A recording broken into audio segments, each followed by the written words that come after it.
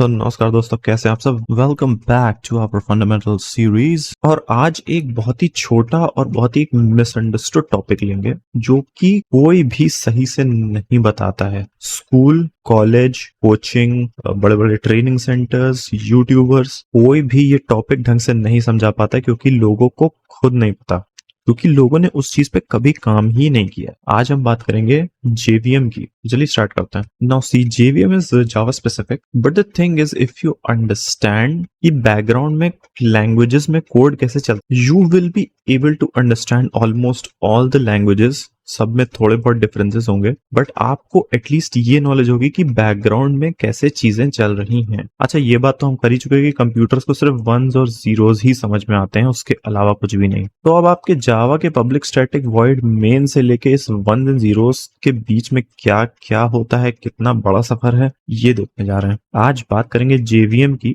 But JVM के साथ साथ बहुत सारी और टर्म्स होती हैं, जैसे कि जेडीके होता है, जेआरई होता है, JNI होता है, JIT होता है। ऐसी बहुत सारी कंफ्यूजिंग टर्म्स हैं जो कि लोग समझ नहीं पाते। मैं सबको एक एक करके बताऊंगा। लास्ट वीडियो में हमने देखा था कि जावा किस तरीके से ऑब्जेक्ट्स को सामने रिप्रेजेंट करता है, बट बैकग्राउंड में क्या हो रहा होता है, ये हम देख चुके हैं। तो जिसने भी प्रीवियस वीडियो नहीं देखा वो प्लेलिस्ट में जाके प्रीवियस वीडियो देखिए। तो चलिए जेवीएम की बात करते हैं, जिसका फुल फॉर्म है जावा वर्चुअल मशीन। अच्छा, अभी आप ये सिलेबस में देखिए तो यहाँ पे दिया हुआ है कि basic concept of a virtual machine. अच्छा, अब इसका मतलब क्या हुआ? आपने VMware वगैरह का नाम सुना होगा। वो आपके कंप्यूटर के अंदर ही एक दूसरे कंप्यूटर को चलाने का एक आपको तरीका देते हैं।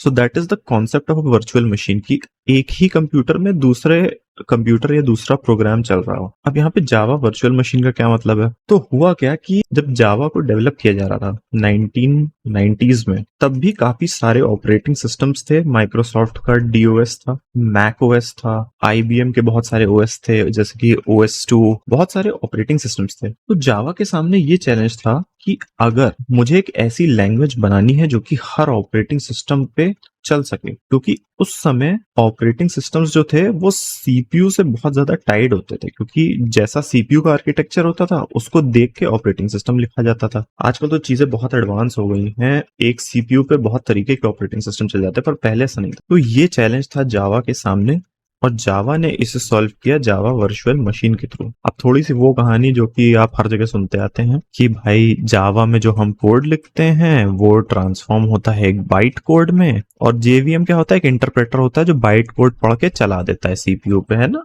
ये तो हम कहानी पढ़ते आ रहे हैं बचपन से, हर जगह पढ़िए, सब यूट्यूबर और टीचर और सब लोग यही बताते हैं। लेकिन इस कहानी के पीछे का राज क्या है, आज वो देखेंगे। तो बेसिकली ये जो जावा वर्चुअल मशीन है, ये क्या करता है, इसको बाइट कोड मिलता है, और ये जो भी अंडरलाइंग हार्डवेयर होता है, सीपीयू होता है या फिर ऑपरेटिंग सिस्टम होता है, उस पे ये बाइट कोड चला के रिजल्ट प्रोड्यूस करता है। लेकिन ऐसा करता कैसे है? अभी हमने एक चीज ये देखी कि JVM is a machine built as a program, not through hardware. अगर ये प्रोग्राम है तो ये किसी तरीके का कोड होगा, कोड जैसा दिखता होगा। तो आज वो कोड देखते हैं, आइए देखते हैं। तो मैंने यहाँ पे खोल लिया है OpenJDK, और ये है अपना JVM का code. This is JVM, Java virtual machine का कोड है। हॉटस्पॉट JVM आपने अगर सुना हो, कभी सुना होगा, देखा होगा कहीं इधर उधर, कभी इंस्टॉल करते समय दिखा होगा आपको हॉटस्पॉट JVM। तो ये JVM है, और ये देखिए यहाँ पे फोल्डर है OS CPU। नहीं दिख रहा, थोड़ा जूम करता हूँ, और ये देखिए इतने सारे ऑपरेटिंग सिस्टम्स यहाँ पे लिस्टेड हैं। ये देखिए, ये एक्चुअली में सारे के सारे कर्नेल्स हैं, ठीक है। यहाँ पे कर्नेल्स के नाम दिए हैं। मैं खोलता हूँ यहाँ पे विंडोज x86,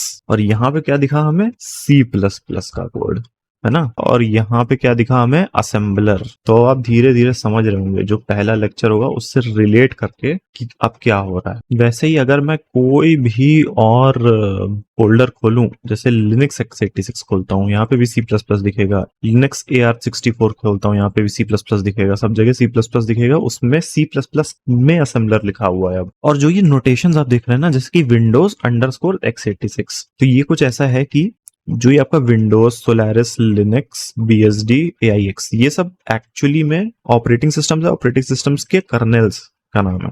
और जो आगे ये x86, AR64, SPRC, zero, S390, ये सारे सीपीयू के आर्किटेक्चर्स हैं। अगर मेरा जावा प्रोग्राम मुझे विंडोज पे चलाना है और मेरा जो सीपीयू है इंटेल का सीपीयू है, x86 आर्किटेक्चर फॉलो करता है, जेवीएम का ये हिस्सा इन्वोक हो। बात समझ में आई? बाइट कोड वैसे का वैसा रहेगा। अभी बाइट कोड पे भी आएंगे, बाइट कोड क्या होता है। तो खैर जेवीएम के अंदर का मामला आप समझ गए। ये बाइट कोड आया, ये देखेगा कि यार मुझे विंडोज पे चलाना है, x86 पे चलाना है सीपीयू आर्किटेक्चर पे। तो अब इस बाइट कोड को पढ़ के मैं इस पर्टिकुलर कॉम्बिनेशन के लिए इंस्ट्रक्शंस जनरेट करूंगा। तो इसमें अगर यहाँ पे XYZ लिखा होगा तो ये उसे ट्रांसफॉर्म करेगा और यहाँ पे कुछ ऐसी इंस्ट्रक्शंस दिखेंगी, X1 X2 Y1 Y2 Z1 Z2, कुछ ऐसी इंस्ट्रक्शंस दिखेंगी जो कि चलेंगी एक्चुअल सीपीयू पर। तो ये होता है जेवीएम। कोई नहीं बताएगा क्योंकि किसी को पता ही नहीं है। जो लोग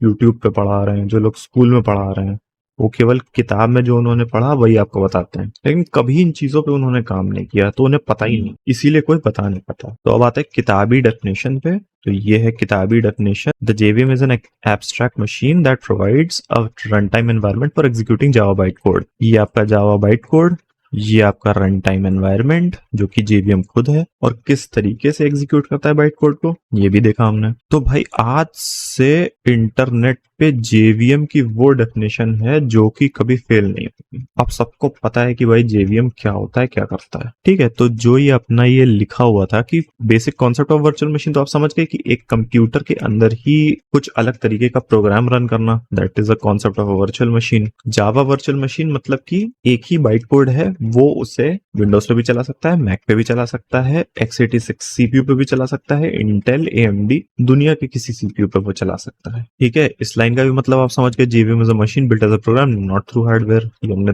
अभी ताजा देखा। और ये जो चीजें लिखी है, advantage such that JVM machine language programs are portable and can run on any machine that has a Java program. ये भी हमने अभी देखा कि बाइट कोड जो जनरेट होता है, बाइट कोड सेम होता है, वो हर मशीन पे कैसे जेवीएम चलाता है। अब आते हैं ये सारी कंफ्यूजिंग टर्म्स पे कि ये सब क्या है।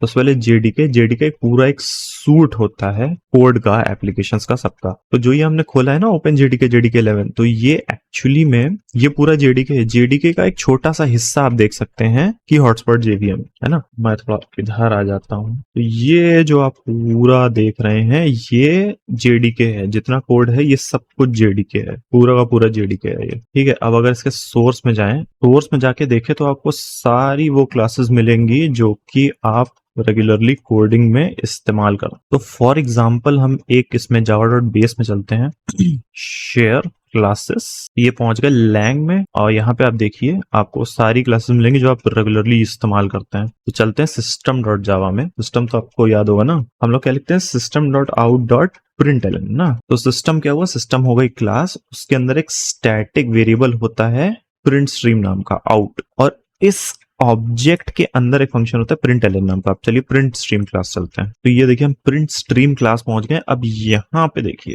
अब आपको मिलेगा वो फंक्शन, ये देखिए प्रिंटलन है ना। तो सारा सब कुछ यहीं पे है। कहने का मतलब ये कि जेडीके में सब कुछ है। ये अपना जेवीएम भी यहाँ पे है, ये अपना जेआरई भी यहाँ पे है, जेएनआई भी यहाँ पे है, जेआईटी भी यहाँ पे है, सब कुछ यहाँ। तो जेडीके जो है it is a complete package जिसमें सब कुछ है। मैं उठ के वापस आता हूँ इधर। चलिए जेडीके तो समझ गए, अब बात करते हैं जेआरई की, जावा रन टाइम एनवायरनमेंट। जेडीके मतलब जावा डेवलपमेंट किट, जेआरई की बात करते हैं जावा रन टाइम एनवायरनमेंट की। अच्छा अभी जेआरई कैसा दिखता है? जेआरई में एक्चुअली ज्यादा कुछ होता नहीं है। जेआरई में बस आपका ये जेवीएम होता है और कुछ सपोर्टिंग क्लासेस होती हैं जो कि जेवीएम को चलने में हेल्प करती हैं। तो इस चीज को जेआरई बोल दिया जाता है। जेएनआई क्या होता है? जेएनआई वैसे आजकल यूज नहीं होता है, बट पुराने जमाने में जब जावा इतनी प्रेवलेंट नहीं थी, सब लोग C++ यूज करते थे, सी यूज करते थे, C++ यूज करते थे। तो लोग सोचते थे कि यार देखो ये मेरा काम जावा से नहीं हो पा रहा है, मुझे C++ में कुछ कोड लिख के चलाना है, अब मैं क्या करूं? तो जावा ने ये फीचर प्रोवाइड किया था जेएनआई का। तो वो क्या करता था, वो C++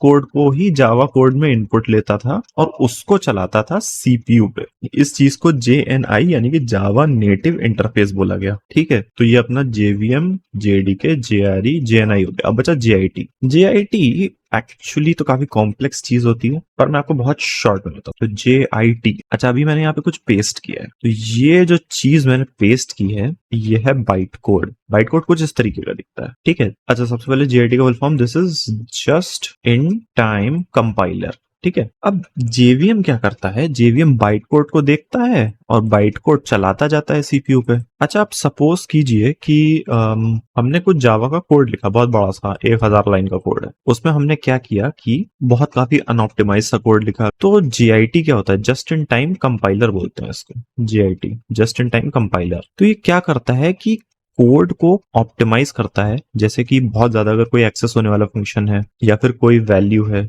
तो उसको CPU के रजिस्टर में रख लेना, ऐसा कुछ कोड लिख देगा। या फिर बहुत कुछ अनऑप्टिमाइज सा फंक्शन होगा तो उसे थोड़ा बहुत ऑप्टिमाइज करके CPU के हिसाब से, जो भी आपका CPU है, जो भी आर्किटेक्चर है, उस तरीके के असेंबली कोड में कन्वर्ट करना। तो ये सारा काम होता है JIT का। बेसिकली ऊपर ऊपर से समझे तो बाइट कोड को ऑप्टिमाइज करता है JIT।